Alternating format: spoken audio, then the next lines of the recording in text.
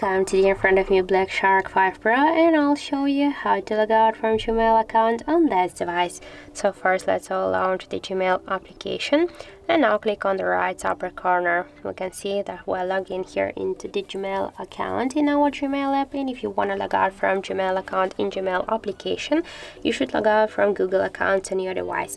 To do that, you should click here to manage accounts on this device and tap to the Google section. Now we can see here there's a login account, and to remove or log out from this account, click here to more and then click remove account. After that, confirm your action by click to remove account again.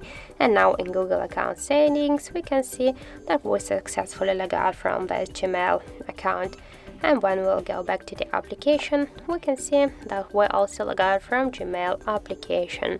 So that's it. Thank you for watching, and if you find this video helpful, don't forget to leave a like, comment and to subscribe our channel.